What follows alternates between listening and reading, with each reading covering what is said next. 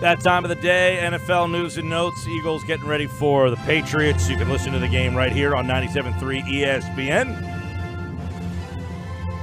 As Nick Foles and the Birds take on Tom Brady and the Patriots. Listen to all the action on 97.3 ESPN. And, of course, John McMullen is with us. Of course, you can check out all of John's coverage of the Eagles and the Patriots, and that is right now at 97.3ESPN.com, where he has a plethora of good reading material for you to get you ready for this game as the Eagles 5.5-point underdogs, and there's a lot to dive into here on the show. As Doug Pederson speaks today, John, he makes really his first, midweek. This is the first time he's speaking to the media since they've been back to practice since that game, and he says it's about us. Let's do this. Let's make this about us. We've got a big game. We're there to win it. Yeah, I think it was the right thing to do if you think about the mystique of the Patriots and everything they bring to the table as far as Belichick and Brady and all the Super Bowl appearances, all the Lombardi trophies. I mean, if you think about it, the Eagles, this will be their third Super Bowl appearance, obviously, in franchise history. This will be the third in 4 years for the Patriots. So they're a cut above everybody else, and the reasons are obvious, and you do have to play more than just a game. You do have to play sort of almost that New York Yankees-like mystique of a dynasty. Yeah, and obviously this is an Eagles bunch here that has some Super Bowl guys, experienced guys on their roster. But for the most part, there's a lot of key contributors on this team that, heck, they've only played a handful of playoff games. When you got guys like, Alshon Jeffrey, Nelson Aguilar, I mean, a lot of these guys, don't have a whole heck of a lot of playoff experience. And if they do, it's only a game or two. Yeah, and that's how it typically is for most teams in the NFL. It generally is. You make a run here or there, and then you sort of settle back down to the pack, and that kind of defines the greatness of the Patriots is their consistency. If you look at this decade, Tom Brady has never not won 12 games except for one season, and that was last year. And that's because he was suspended for Deflategate, and he was 11-1 as the starter and won the Super Bowl. So that's the kind of consistency. And I always say, people talk about the greatest coach, the greatest quarterback, and you can bring up names from the past. I always say, because of the era we're in the constant turnover, one thing Doug said today is you have to take advantage of your opportunities because there is so much turnover in the NFL. And Nick Foles kind of mentioned it yesterday. Look, this team's not going to be the same team next year. There's going to be a lot of new players. That's the same way for the New England Patriots, but they have somehow figured out a way to stay that consistent year after year after year in the free agency era. It really is remarkable. Is he foreshadowing his own exit, as we discussed yesterday? No, I don't think he's thinking that way. I kid. Yeah, no, I know what you're saying. But, I mean, that's we got to get through the Super Bowl first. But that's a serious question for Howie Roseman because, in theory, especially if they win the game, in theory, you'll be able to seize this opportunity and get great value for Nick Foles in a quarterback-starved league. I really believe that. And I don't know, even though he's proven how important he is to a winning team, and I don't think Carson Wentz's mentality as a player is going to change, so he's going to be susceptible to injury in the future as well. I don't know how you can keep Nick Foles if somebody's throwing a first or even a second-round pick at you. I don't think you can. I don't think it's – in fact, because, last night when I was done, people were talking to me about this, like, hey, I agree with you, or I can't – I don't – it's like the Sixers. You're either on one side of this because Foles has now become the lovable backup, or you're on the other side of, hey, the Sixers mentality is what's behind door number 2 is always better than what you got, right? And then you got the other side is, well, hey, you got this guy who just won you the Super Bowl. How do you get rid of him? So I know Howie would be in a very interesting spot there. Yeah, he would. But it's also, John, it's also yeah. the 2008 Phillies mentality of you can't get rid of these guys. They won the World Series, and then 4 years later was you held on to them too long. Yeah. Well, you can't win. You know that. Unless you win. That's the only way you can win. If you're Howie Roseman, the only way you can win is Super Bowl. If you win every year, yeah, people are going to start complaining, why didn't you trade Nick Foles when you had the opportunity? I think he's smart enough to understand that's the right thing to do, and that's what GMs have to do in general. They not only think about the game ahead and the season you're in, you have to look 2 and 3 years ahead. Otherwise, you're not going to be very good. John, Bill Belichick, who, he's not going to give you much. We know in these 2 weeks leading up, anytime he speaks, you're not getting much. But he did at least give you a crack to what concerns him about this Eagles team. Yeah, and it's interesting. Bill does occasionally give you something. It's just how the question is framed. He loves, for instance, talking about the history of football. And he loves talking about, he was the guy who gave Jim Schwartz, for instance, his start in this league. And he has tremendous respect for him. And he'll talk about things like that if you frame it. If you're going to ask him about game plan stuff and things of that nature, he's not going to give you anything. But certainly when you look at his history, and it's, the thing about Super Bowls, generally, when you talk about Super Bowls, you're talking about a very, very small sample size. Not for the Patriots. You got 7 of them. And they've only lost 2 of them. And they lost them both, really, with the same formula, and that was the New York Giants dominating on the defensive front. And obviously, that's the strength of this Philadelphia Eagles team is the defensive front. So from that standpoint, you could see the sort of the clouds amassing on the horizon for the Patriots, potentially, because that front 4 of the Eagles can be dominant. And they were dominant last week.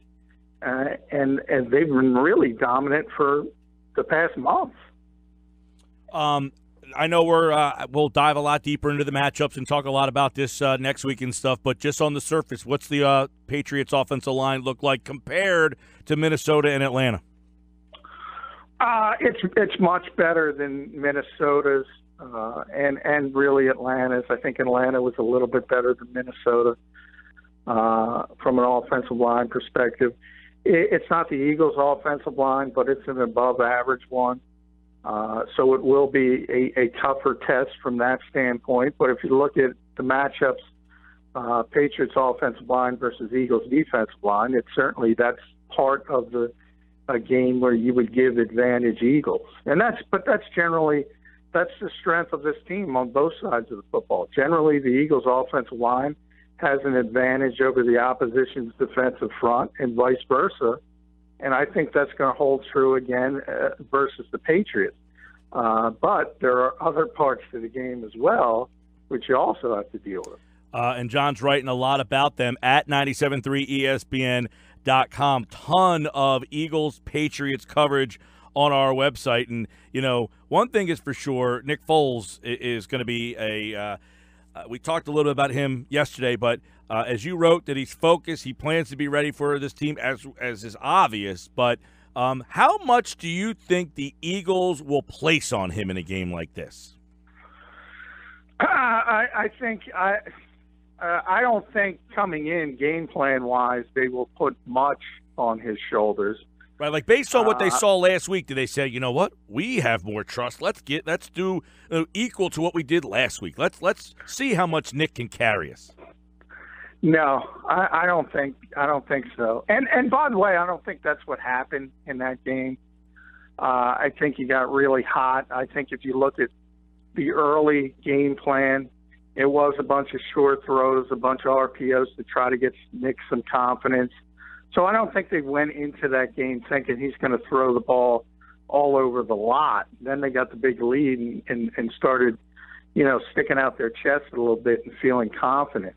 I think it's been the same plan since he entered the lineup, and that's let's try to manage the football game and let's try to get out of here and let our defense give us a win.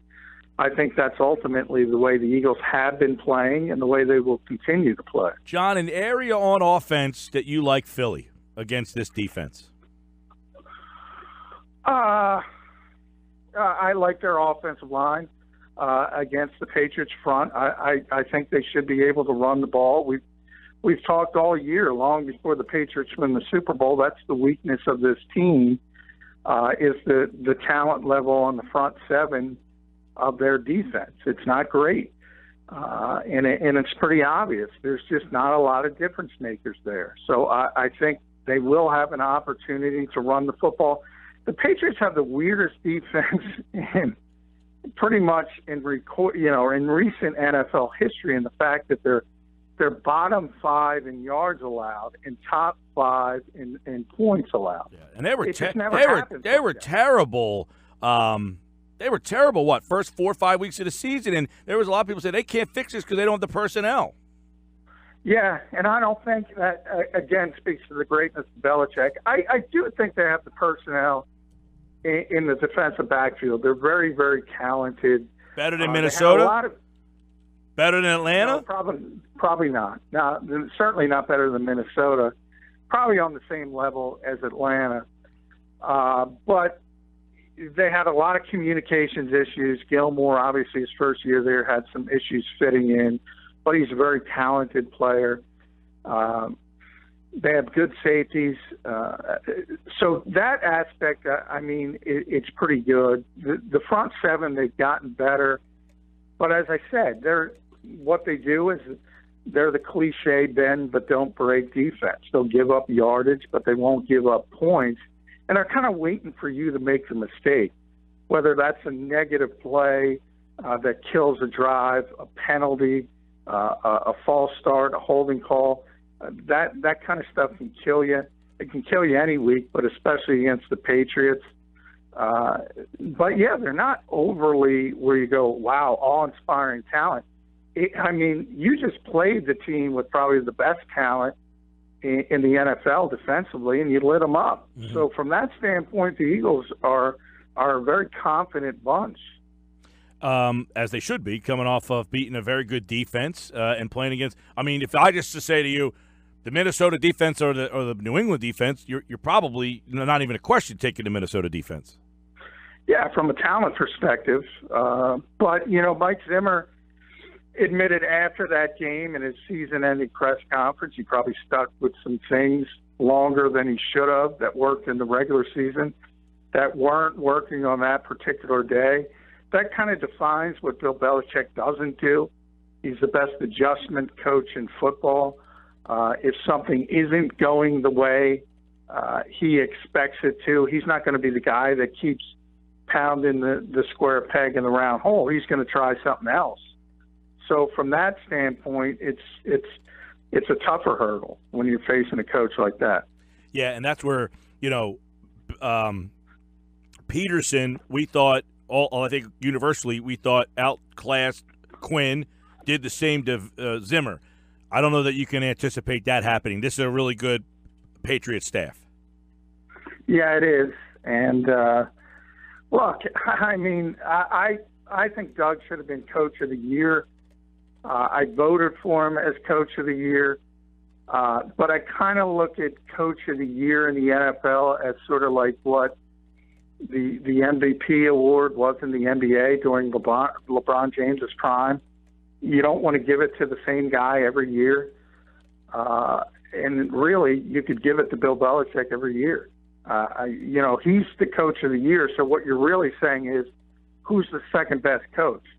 I think Doug was the second best coach this year, but I'm never going to sit here and lie to you and tell you somebody's going to outcoach Bill Belichick. It's not going to happen. Probably not. And if it does happen, I guess you're going to put Doug Pederson on a different – we talk a lot. It's Belichick and then who? We don't know who number 2 is, and I'm not saying it's Doug Pederson if he wins this game, but he goes into a conversation with guys like Pete Carroll and Mike Tomlin and Sean Payton and Andy Reid and I don't know who you think number 2 is, but if Doug wins this game, I guess his name's going to be in that conversation pretty quickly. Yeah, I think it deserves to be in that conversation if he wins this game. You could argue it deserves to be in that conversation even if he doesn't win that game, because I think it's pretty astonishing the Eagles are in this game. It's unbelievable, like, to think that here's this guy that nobody had on the radar. And, I mean, you can make a case that, the Eagles hired him virtually on the recommendation of Andy Reid, right? Yeah, no question. And so no other team had any interest in this guy being a head coach. We talk about the underdog story. I mean, here's a column for you. The underdog story that makes front Sports Illustrated, 2013 franchise quarterback, nearly retires from football. Now he's in the Super Bowl. Your Cinderella story is Pederson. I mean, this guy was a nobody. Yeah, and nobody believed in him when he was hired. It was, a lot of these same fans who are yelling at me because I picked the Vikings to win the NFC Championship game. They were laughing at the hire. You and Weinberg. Weinberg getting killed. He had to come on the air yesterday and apologize. Well, I'm not apologizing. I'm just kidding. I pick who I think is going to win the game. Yeah, I got you. And that's not to say I'm right. I'm often wrong, but you can only pick on who you think is going to win the game. And that's obviously it went in a different direction. But there were so many of those. Let's be honest. I don't hear anyone calling up your show and saying I was wrong about Doug Pederson. And there was a heck of a lot of Eagles fans who said that was an awful hire, and they wanted Adam Gase or Ben McAdoo to be the head coach of this team. I don't see them calling up and saying they're mea culpas, that's for sure. And from talking to me every day, I've thought since day one, Doug has done a very good job with this team dating back to last season. It's astonishing. I mean, there was a time last year in, where they went on that streak of where they just had some ugly losses, bad losses. They looked unorganized. I mean, it looked like he was in way over his head, right? I mean, there was times when you were like, dude, this guy's he's not getting it, man. I mean, I remember that, like, looking at some of these games, you're just like, are you kidding me? Like, this guy just doesn't have the intuition to be an NFL head coach. I can't believe how far he's come. I never got to that point. I was there. I was there. I call that the Mike Lombardi thing. I never saw that. I thought, the mentality, we always talk about being aggressive, and it's easy this season when the aggression has worked far more often than not. If you have, for instance, a 6'5" quarterback who's athletic as Carson Wentz, look, I agreed with it last year that you don't give up possessions easily. I agree with it this year. I thought the decisions weren't that bad last season. Sometimes they didn't work out. Sometimes, look, over a larger sample size, the fact that you're not giving up possessions is going to be a huge advantage over the opposition. The fact that it didn't work immediately is not, grounds for saying it's never going to work. So I thought people kind of jumped the gun on saying Doug was making bad decisions.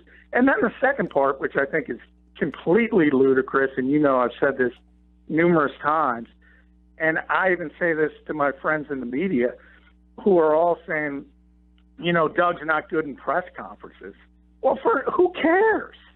What does that have to do with being a head coach in the NFL? Belichick's awful. I think it just underlines the perception sometimes of the way a guy gets his message across must be the same way he gets it across to his team. But I don't think that's the case. Oh, I agree with you. I agree with you. I don't care what he does in the press conference. I don't care.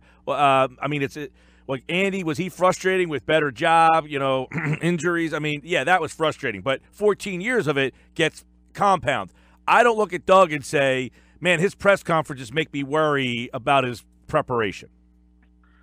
Yeah, but there were a lot of people who did, and I even heard some of those people say this year, well, Doug's gotten better, as if because he's gotten better at press conferences, he's a better coach. And nowhere is it more clearly identified than Philadelphia, where we just came off a guy who won every single press conference. Mr. Wit and wisdom himself, Chip Kelly. I mean, I don't understand. If that's what you want, great. But I would rather have the guy who's got the beat of the locker room and understands the players and has them on the same page. I mean, you can look last week, LaShawn McCoy still taking shots at Chip Kelly. The little man. Yeah. Send the little man back with the kids where he belongs. And I can tell you off the record from talking to so many Eagles players, they could not stand Chip Kelly. And they would run through the cliched wall for Doug Pederson. And it was evident early on last season, even before this team got good. John, real quick, today in the football world, WWE Chairman Vince McMahon confirmed he will relaunch the XFL. He would like to have the league off the ground by 2020. He said it's not going to be the gimmicky league like it was potentially or viewed the last time. He emphasizes a faster game. He wants to have it within a 2-hour time frame. Is there a need, a necessity for this? Is this just Vince trying to say, look, I failed last time. I can't live with that. I got to do it again. Just thoughts on having another football league coming back. And is this a viable option? Well, it's not a viable option as competition for the NFL. I don't know. Is it a viable option to be a developmental league? I certainly think one is needed. But I don't think Vince McMahon has the ego to do that for the NFL.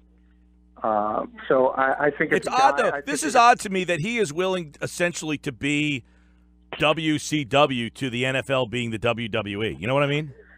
Yeah, and I think you hit the nail on the head. And I don't even know that he would be that. I don't even know that he would be that close. He might be more TNA. No. Yeah, he wouldn't be. Put it this way, and as I explained. Because I got in this on Twitter with a bunch of people because wrestling fans, as you know, can be very passionate. And I said, this is a $13 billion industry that makes $8 billion a year from television. That's a pretty big head start if you're looking to compete with the NFL. And, they go, well, Vince is a billionaire. Yeah, he is. But if you rounded up all 32 NFL owners, it's really 31 because the Packers are publicly owned, but if you were to rate their gross worth, their net worth, Vince would be 32nd on that list. Mm-hmm. He's rich, but he's not NFL rich. And to say you're going to compete with 31 other just massively funded billionaires who already have all that in place as far as the television and as far as the CBA with the players. And understand, Vince, he doesn't have a union with wrestlers, so he grossly underpays them. A lot of them make a lot of money, but not compared to NFL players where, a run-of-the-mill quarterback like Derek Carr, who's slightly above average, makes $25 million a year. You really think Vince McMahon is going to steal players away from the NFL? No. It's not going to happen. No. Not steal or compete with them so much as I think last time they took a bath monetarily, and he thinks he can do this by himself without NBC Universal's money and do it differently and make money off of it this time. Yeah, and I think you hit the nail on the head. It's one of his big failures as far as a businessman, and he wants to correct it. And right, he said today he wants to do this by himself without partners and anybody helping him. Yeah, and he can't. I mean, he can't.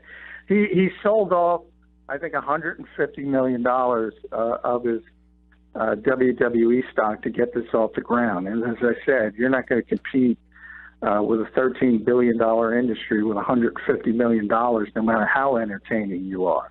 And I don't think there is a need from the public or a want from the public to watch lesser people play football. I don't think they have any interest in that. Maybe not. And it's proven time and time again, whether it's the World League, the USFL, to go back to the WFL, they've never supported a minor pro football league.